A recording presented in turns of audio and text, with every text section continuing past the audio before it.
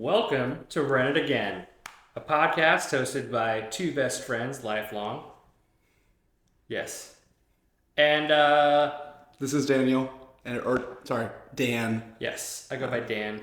I'm Daniel Lortz, and you can call me Dan. This is Zachary Allen Smith. You can call him Zach.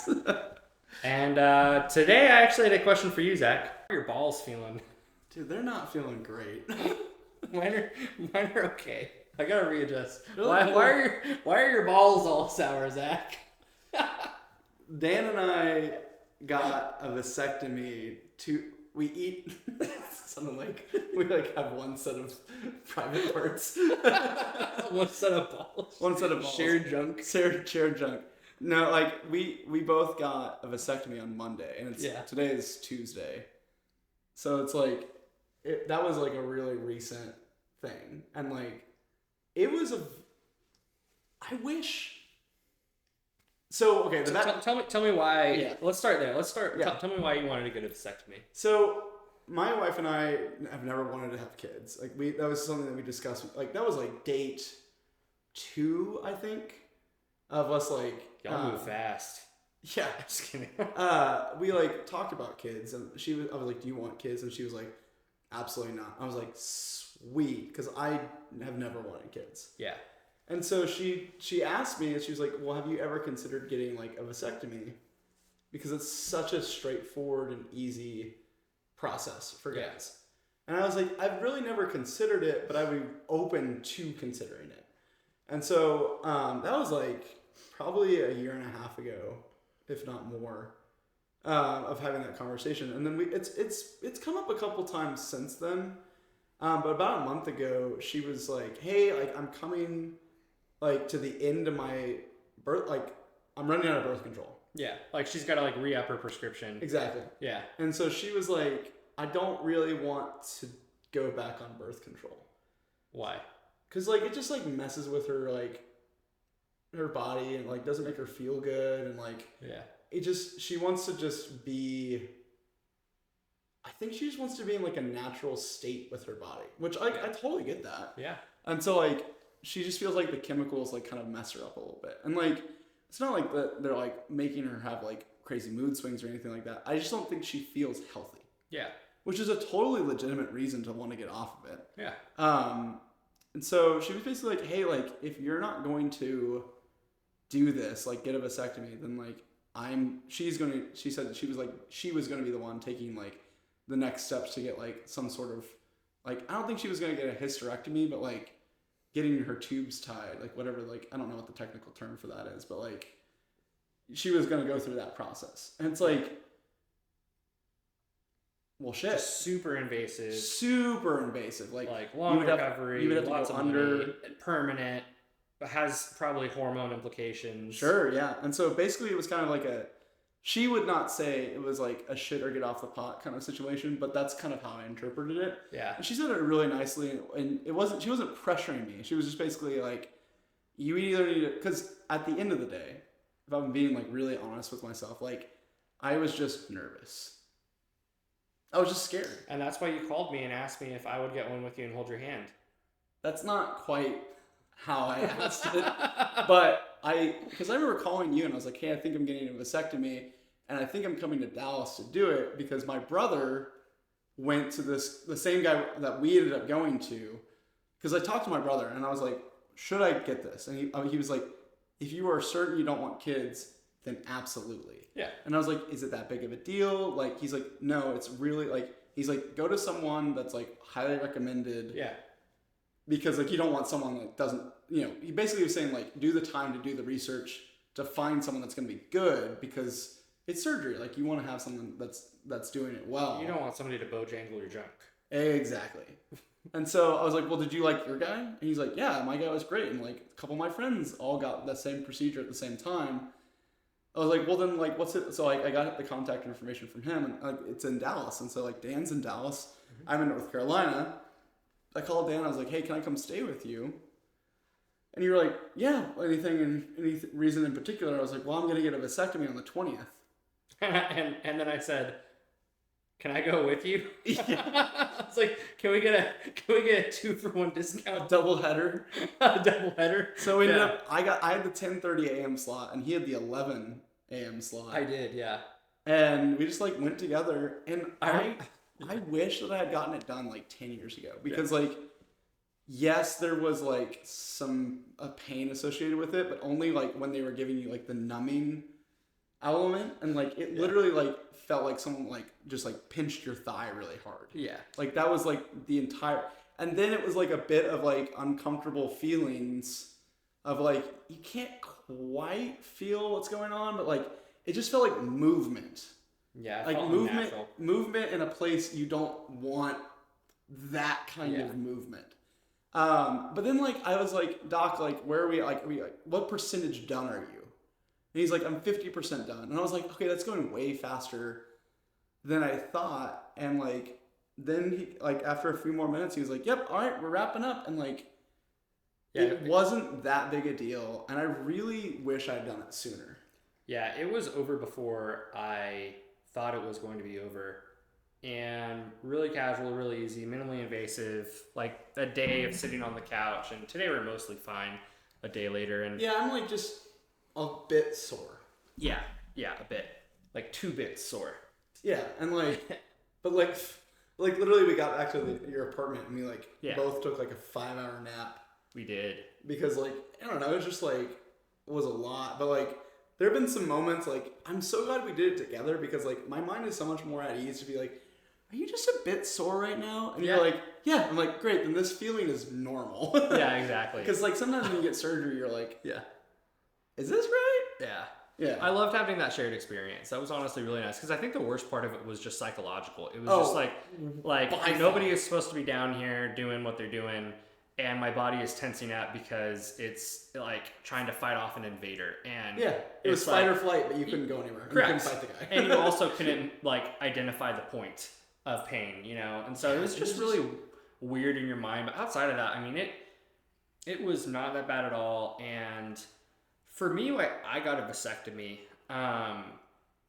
multiple layers to that one. But I think the first one was that I've already had to accept not having kids before. Like in my last marriage, we couldn't have kids. And so I already accepted that as a life outcome, was I'm not having kids of my own. And so, but like you could have, because you weren't the reason. Correct. Like she couldn't have kids. Correct. Yeah. And I mean, for me, like at that point, I was like, you know, this is my ride or die for life. And that marriage changed, and like now not being with that person, it was an option for me again. But I think having to consider not having kids was an easier decision for me to make, because I already like had that forced on me in the past. Right. And also, like a vasectomy can get reversed, and like a reversal is 90% successful. So like my sister and I were born out of a reverse vasectomy. Right. So I'm like, you know, it honestly just made sense compared to like doing that for a woman, or even a woman on birth control and like all the stuff it does to their body. Like I know countless women who like it makes them gain weight, or it makes them not feel like themselves. And birth, like there are actually some women that love birth control. Like it helps with acne, and somehow it makes them actually manage their weight. Like I don't know, there's all sorts of reasons. Less frequent periods. Yeah, less frequent periods, and some people need to take it for that reason, to help regulate, but it does do damage. And I think like for me, it's just, it eliminates the necessity of that on like females. And like I can like do my part in that and like not put that burden on them, and I think that's kind of cool. Yeah, I would tend to agree. Like I think you're also in a spot where like, I mean, you're dating someone that you really like, and I like her as well. Like this is Erin's probably like your your best choice thus far. Like you've had some stinkers in the past, Dan. Yeah. Like I was attracted to some pretty bad ones. Yeah. Which like you didn't go into those relationships like choosing poor partners, but like it just seemed like you were really striking out a lot, because like I think a part of you was like you kind of like felt like you deserved subpar. Nah. You don't think so? Nah. I think I was just attracted to bad bitches. like not the good ones, like the ones that like put on appearances of being good princesses. Like I think that was my type. Was like I put on like the cutest, prettiest girls, and like deep down they had all sorts of emotional scarring and unresolved daddy issues, and like they just like abused me and cheated on me, and like I think honestly it stemmed from me and my relationship with my mom, which is what a lot of people say, but I think it's true. Like I had to work to earn my mother's affection, and so like me like working and earning and doing everything under the sun for my partner was like ingrained in me and how I received love. Isn't that what I just said? That like subconsciously you thought you deserved. I don't think that's it. I think like to me, I think it was like that's not what I deserved. It's not what I thought I deserved. Like I thought I deserved like the best woman out there, and that's what I thought I was choosing. But I think my mode of operating was like I will always do 110%. You have to struggle through it. Correct. You have to struggle through it, and like so basically you were picking the fixer-uppers. Yeah, in a way, I guess so. Which is interesting because that story is normally like the other way around, where like the woman tries to fix the man and all that. But, yeah, like you were literally like putting every relationship I've ever seen you in, except for this one, it just like felt like you had to put the entire relationship on your back. Yeah. And like walk up a mountain. Yeah, pretty much. And like other people would say that too. Like even family members of those people I was in relationships with would say that about me. Yeah. Even at my own wedding with them. Dude, your wedding was so weird. That was fun though. It was a good wedding, but it was also like very odd. Yeah, you think so? What was that girl's name that like was like I don't know. We probably shouldn't name her. Yeah. Yeah. The girl that was friends with your ex-wife. Yeah. That I flew down to Austin. Oh, yeah. Yeah, she just was like she knew I was in a relationship at the time, but was like flirting with me and like making a pass. It's like, I just feel like your ex-wife attracted, like her immediate sphere was also kind of shitty people. Yeah, and there wasn't much of one either. That's such a red flag. Yeah, I now know that. Yeah. Yeah, and like the inverse of that is a green flag is like the girl I'm with now, like she has an abundance of healthy friends that like when she's gone, like all I do is talk her up. Like she's great. Like like I love that. Like that to me is like this person is really like healthy, independent, like living, crushing life. Like she attracts good people. She can sustain good friendships and relationships with other adults. And like I think that speaks volumes about a person's like character and like social ability. Yeah, because you can deceive like a couple people. Yeah. Like it'd be really hard for you to deceive like a whole group of people. Yeah. And like I think that's like I wasn't willing to see the red flags in previous girlfriends because I thought that like it was just like the struggle, like the Herculean struggle of dating the big one before Hannah. Yeah. Like I just thought that all of the red flags that I was seeing was like stuff that would just get worked out once we got married. Yeah, 100%. And it's like the fact that I didn't like her family, the fact that like there was like also red flags in me that she should have seen, and she should have been like, this guy isn't good for me because like we just weren't compatible. Yeah. Like, and like, man, like I wish I could go back and tell Zach right after I broke up with her that like you are going to enter into a period of your life where you are hurt and you are a bit broken and you're about to be an asshole to a lot of people because I felt justified in my pain to kind of be a dick. And like, I wish I could just go back and be like, that's not okay. Your villain arc. You're hurting, but your hurt does not give you clearance to be a jackass to people. Yeah. And like, I was such an asshole to a lot of women. Do you feel like it was intentional or more just like carelessness, like and inconsideration and callousness? I don't think I would. I don't know. I don't think I would ever say that I've ever been intentionally mean to someone. I think it was just like I was being careless with my. I was like I like weaponized my emotions to like hurt people, and I just remember like coming out of that because it took like a year and a half for me to like come out of that like to heal.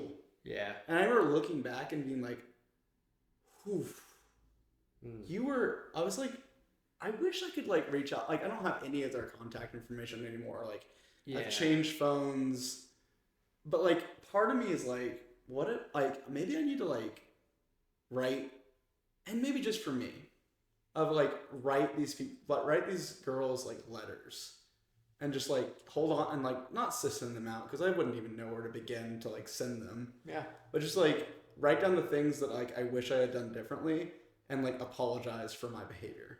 You should do that. That's a step in like 12-step recovery programs is making like, amends and yeah. And a lot of the times that you're trying to make amends, you can't make amends with them, whether you have just lost like contact logistically or whether impossible. they're passed away. Yeah, like, and so there's a lot of catharsis to be had from that. Yeah, and it's like, and the sad thing is, so much time has elapsed between like now and then. That like I don't even know if I could like specifically pick out things.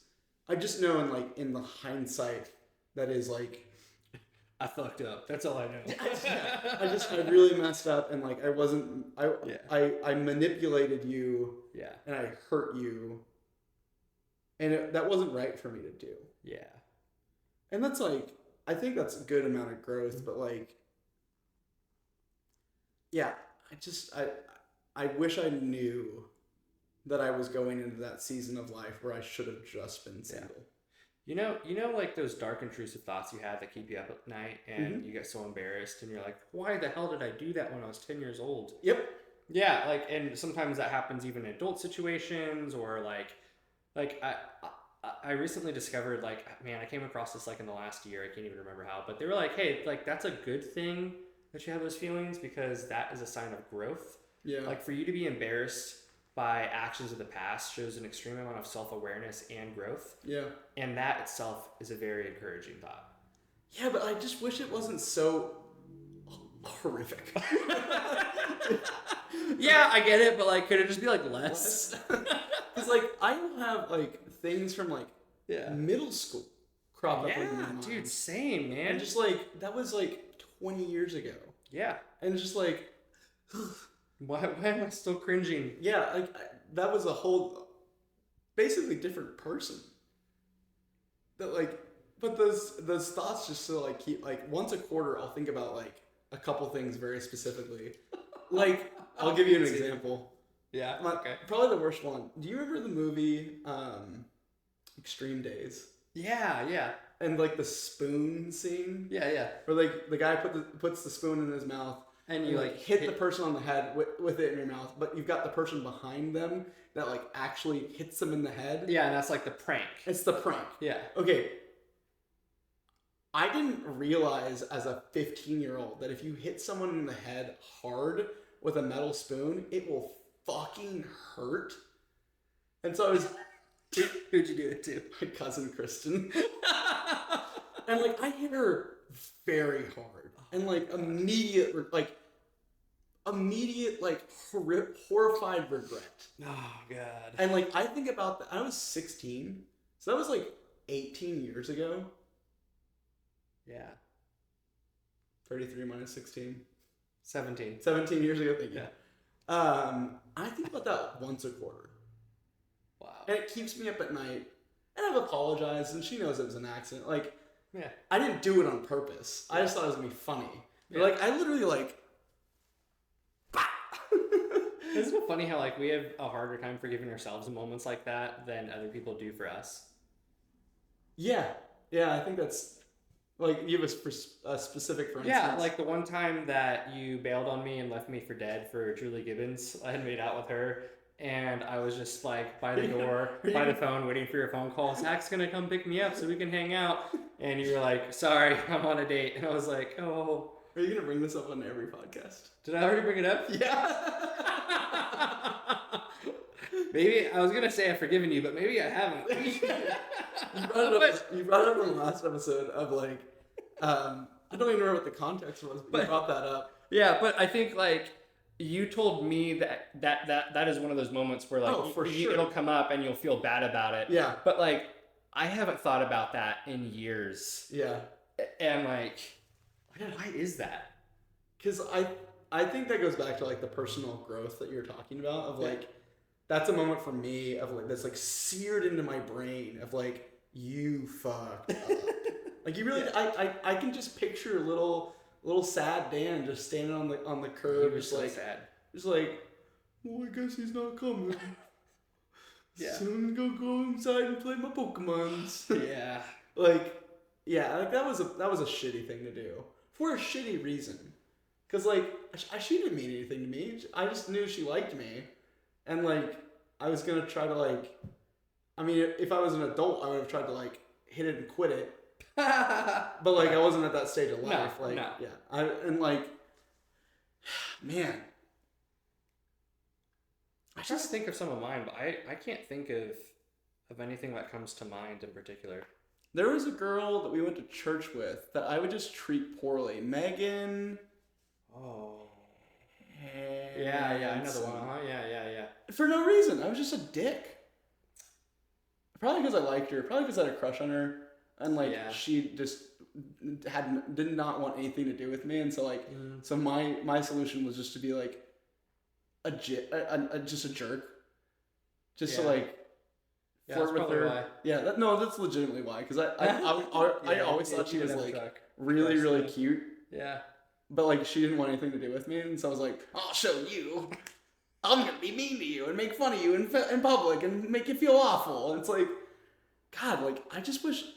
Do you ever wish that like you as an adult could go back in time to you as a kid and just be like, all right, you need to quit being such a dick. And like these are all the reasons that like you are messing up, but like you just need to hear that from yourself. No. No. I feel like all I would do if I could go back and like meet with past Dan is just like tell him how much worth he has and just like lift him up and believe in him. I feel like that's what we're just friends. That it's gonna be okay. Because I did that for you. Yeah, you did that for me. Yeah, you did, and that's like why. Like, man, I don't know if I would have made it through high school without you, honestly. Like, I feel like that's what you did for me. Like, you would call me out on my bullshit. Occasionally. I wish you'd done it. I give you full credence, full leverage to whenever you think that I'm fucking up, you can always just be like, hey, you're fucking up. You're fucking up, man. Yeah. And like, that is like why you have a best friend, I think. Yeah. But I feel like you and I have a special relationship in that not a lot of people are comfortable enough with their friends to be like, hey man, like you're not doing a good job. Yeah. Which is really hard to hear. Mm-hmm. Like that would like destroy me if you were like, hey, like you're not treating Hannah right. And I'd just be like, oh, you're right. Yeah. Yeah, that would crush you in the good ways. Yeah. Which is like sometimes you need that. But like truly, yeah. I think also too, it's just like so like you feel like getting a rut or a routine or like I don't know, it's like it's really easy to become blind to some of those things. And it's like you always need people looking at your blind spots. You know? I feel that. I just wish I knew what my blind spots were. I mean, they're blind spots for a reason, like yeah. But like I mean, I hope I look back in 5 years and I'm like, you were doing pretty good. I think I am. Yeah, I think so too. I wish, yeah. It's pretty wild to like think that like the last 20 years, like not 20 years, we've been together, what, 14? No, 15? Like 17. 17? Almost 18. Jeez. Our friendship is almost a legal adult. He can go into the military. Yeah. Or it, I guess. Yeah. If you go into the military. Yeah.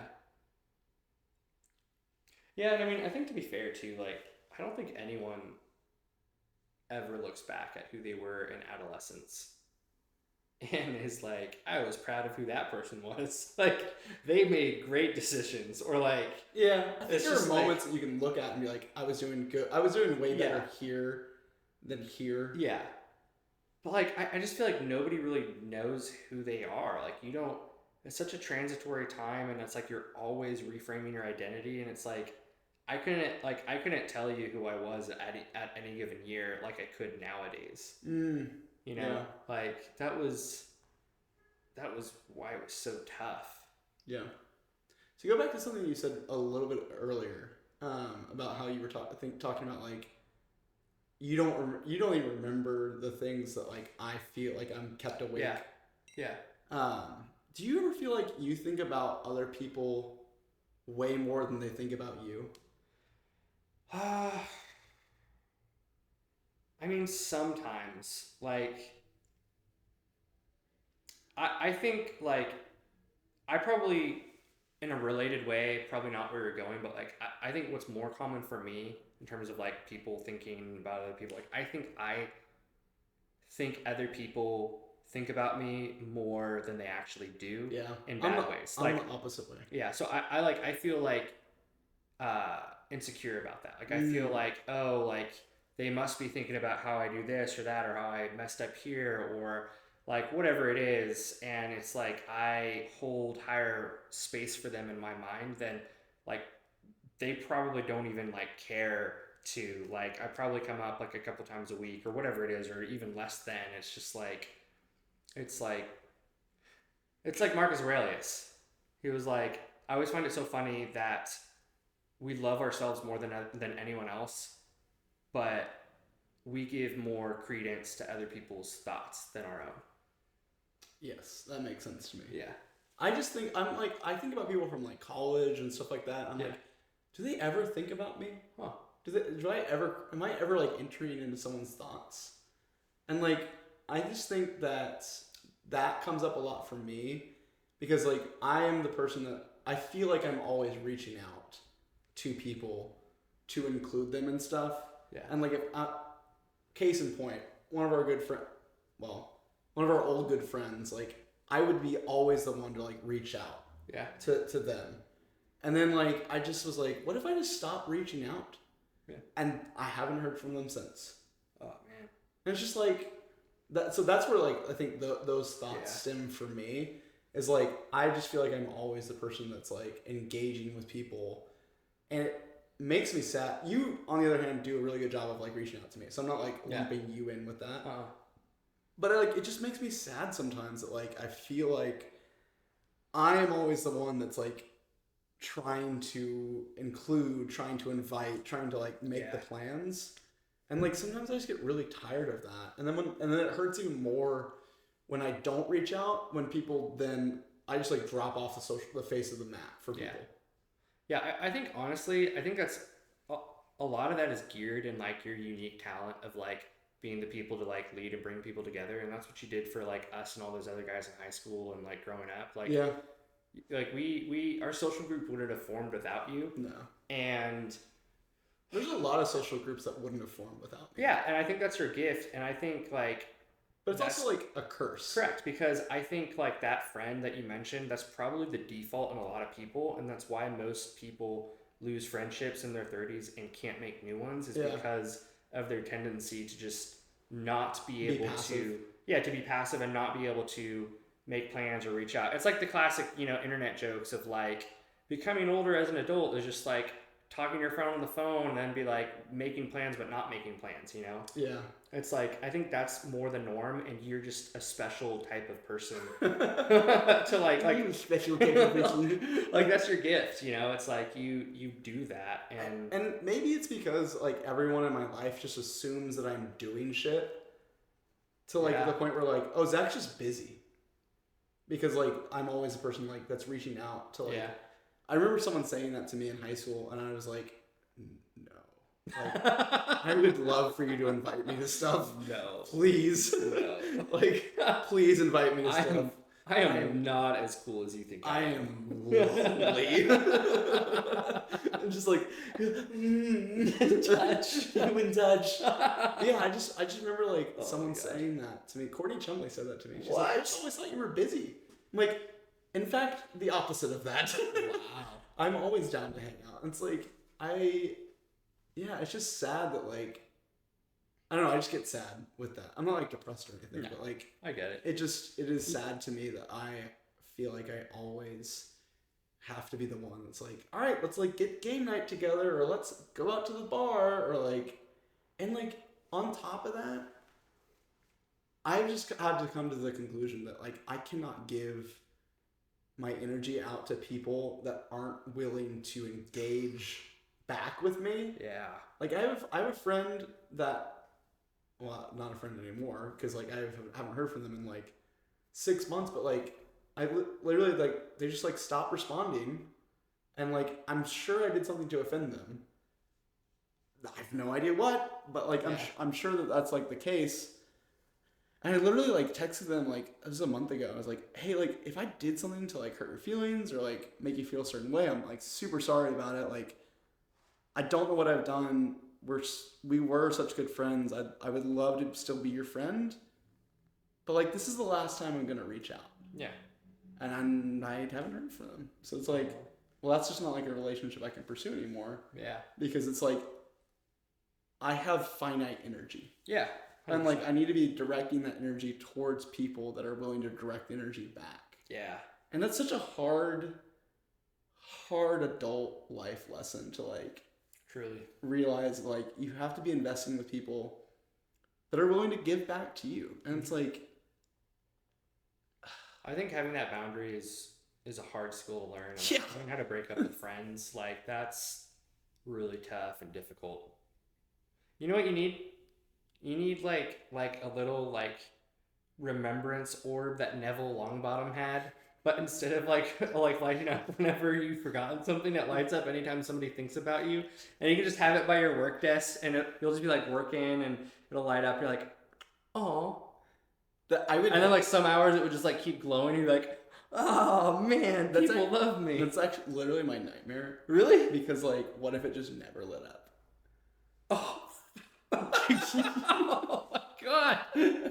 That's why I wouldn't want it. Because I would. That's like. I love how like positive I am and how like cynical you can be, not in a bad way. But just like looking at the negative of it. Like I would not have even thought of that. But yeah, that's What if it just never lit up? And you're like, my wife doesn't even think about me. Like that's where I think that would actually kill me. I would like that would be on my daily affirmations on my mirrors. Think about Zach. Just lights up for just you, and that's it through the rest of the day. At least that would make me feel somewhat good. But like, Jesus Christ, could you imagine if you got that and like it just never flashed, and you're just like. That sounds like some subplot from like Rick and Morty or like Solar Opposites or something like. That feels like a Twilight Zone episode. Yeah. In which like at the end the guy like eats a gun. Yeah, just like.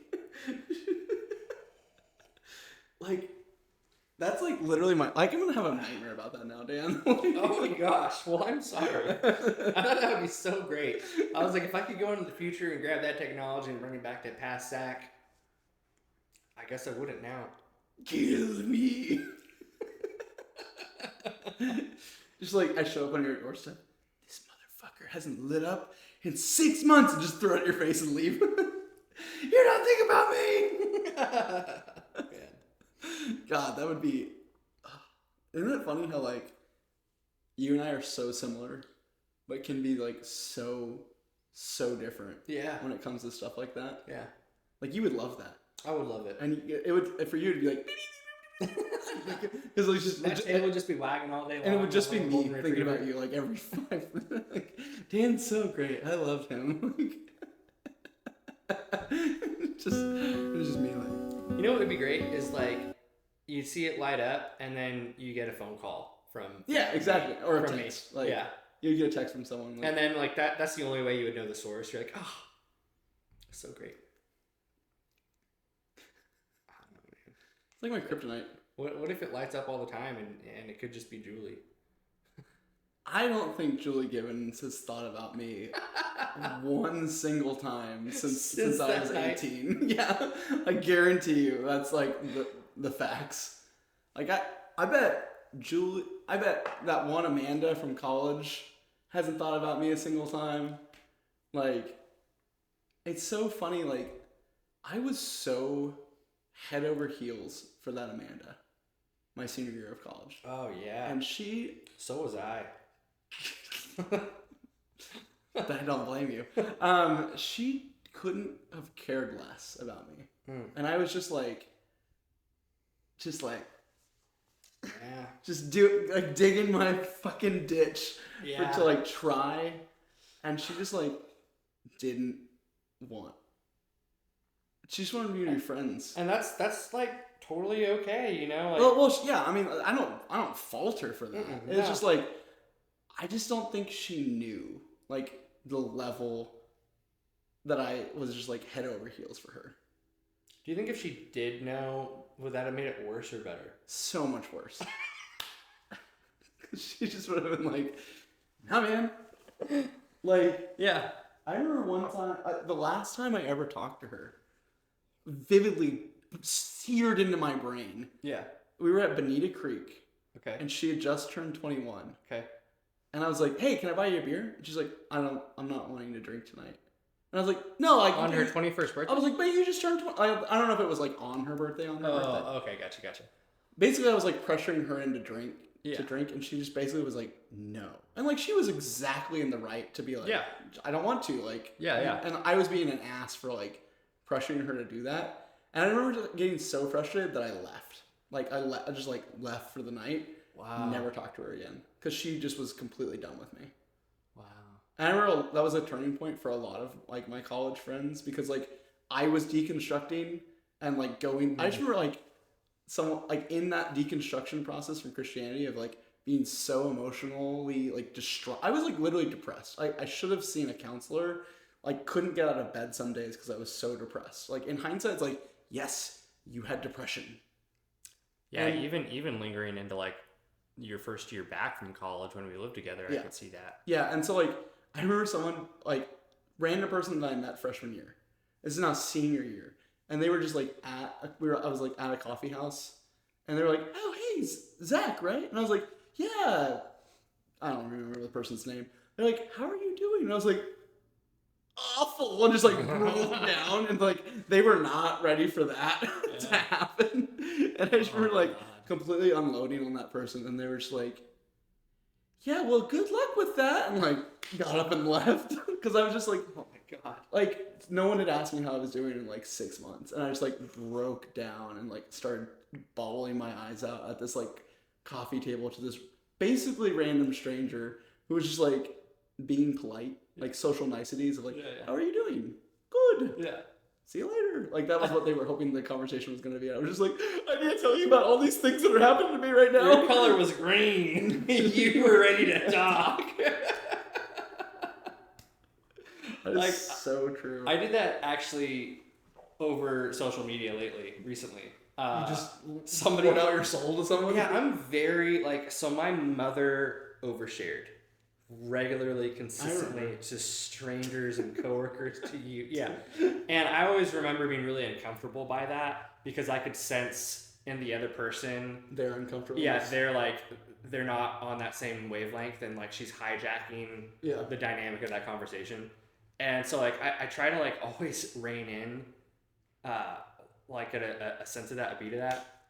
And man, when I was like thick in the like throes of separation and like getting over like all the affair, and like some mutual acquaintance reached out to check on me, ask me how I'm doing, you know, they noticed I was single or something, and on like Facebook, and I just let it rip. I was like, normally I'm just like, yeah, we've decided to end our relationship, you know, very like cordial, yeah, like Nick Jonas and Sophia, just like Joe Jonas and Sophia Turner? What? You know her. So, the redhead from yeah. What's her name? Sophia Turner, yeah. Is it? Okay, yeah. And one of the Direction boys. Jonas Brothers. One Direction? No, Jonas. Joe Jonas from the Jonas Brothers. Okay. So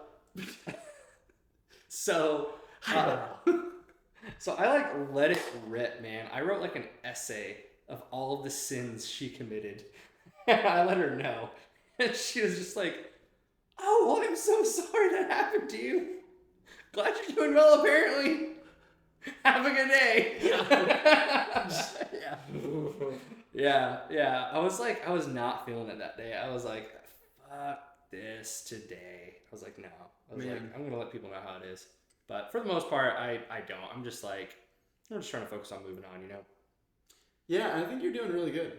Thanks. Like, I remember, like, when you were at the peak of your, like, your marital dysfunction. Yeah. Just being like, what happened? Yeah, man. Like, just really, really, yeah. Do you think there could have been anything? Because I know I brought up, like, my feelings of, like, I don't think you should marry her, like, the one time. I think if you could go back in time and explain to me, like, when we were dating and I broke up with her, yeah, and you could explain to me what love bombing was and what narcissism was, yeah, and what those were the moves that she was pulling on me by trying to pursue me after she lost control of me. Right. I think I would have leaned into that because there was still a lot of proving that I felt that she had to do, and I was only like 60% bought in to getting back on the dating train with her, and that grew within the next couple of weeks of dating her, of getting back together. But like, if you sat me down and like walked me through like, hey, she has been manipulating you and been aggressive with you this entire relationship. You have been less sad, less yourself. You're finally free from this, and you're happy again. And because you're no longer under this person's control, they're throwing all the guns out the door to try to win you back. What makes you think that like peak manic phase that person is going through is going to be sustainable and last? They're probably very likely just going to go back in. And here's why you should never get back with somebody that you broke up with. Yeah, so I didn't bring up how I felt until you guys were engaged. Yeah. Because that was after y'all broke up, but before you got married. Yeah. But like you were like in the process of like setting a date. Yeah. And that's when I was like, hey, have you really thought about this? And you were like, yeah, of course I have. And I was like, I had like zero impact. So you were saying if I like, right after you broke up with her and like got back together, if I was like, have you considered how happy you are? Yeah. That would have worked? Yeah, totally. Maybe. Yeah, and also just like, I think exposure to more healthy couples would have helped a lot because... Well, the thing with her and my big ex was like, they didn't want us talking about like the fights. Correct. Do you remember that? Yeah, it was very weird. It was like, don't talk about the negative to anyone else. Yeah. You can only say nice things about me to other people. Yeah, right. Which there's some like merit to that. Like there's like when Hannah and I argue, I shouldn't be like going out to like air her dirty laundry, or like our dirty laundry, but like I should be able to go to you or my brother to be like, what's your take on this? Yeah. In a very like neutral, like not like blaming anyone. And like I've done that with Mark, and Mark's like, well, Zach, what do you think? And I'm like, I messed up. And he's like, yeah, you did. Now go apologize. You dum-dum. Like, I think that's very healthy. Mm-hmm. But like what they were doing was like never talk negatively about me to anyone, period. Yeah. And I also think that they couldn't see it either. Like, yeah. So it's very weird that they were very similar people. Very weird. And I think like seeing how your relationship with your ex was, and seeing even some marriages in my own family and marriages in the church or marriages in other adults, like I just thought that the relationship that I had with her was how marriage was, and I just like resigned myself to that life. I mean, I had a lot of hope for it and like happiness, but I just like accepted that like this idea of like a overbearing woman is what marriage is, and like the man being the leader and having to lead, but at the same time your wife is like resisting you and still wanting to lead, like this like really weird toxic dynamic. Like I just thought that that's how it was because I'd seen it so often. And like seeing relationships like your marriage or my other brother's marriage or my other friend's marriage, like seeing healthy marriages and how much different they are is just like, wow, like they are truly happy, they're truly in love. They fight probably irregularly, and when they do, it's mostly over external circumstances or challenges they have to go through. It's not like daily interpersonal conflict. And like that's what I was dealing with was daily interpersonal conflict, walking on eggshells, and like I just thought that's what that was. Dang, that sucks, man. Yeah. Well, it wasn't until like you know when the affairs started happening, I realized that like man, I've been white knuckling and dealing with all of this. That it was almost like the veil was lifted from my eyes, and I was like, I know that I am being mistreated. I know that I deserve more than this, especially for everything that I've put in and poured in and crawled over glass for, and like none of this is being reciprocated, and in fact it's being betrayed. Yeah. Oof. And then when that person refused to take accountability and ownership of it too, and like spun things and like put it back on me to take accountability to like mend the relationship, I'm like, no, like that's not on me. Like this is yours to rectify. It's not on me. And that kind of told me everything I needed to know. Interesting. Yeah,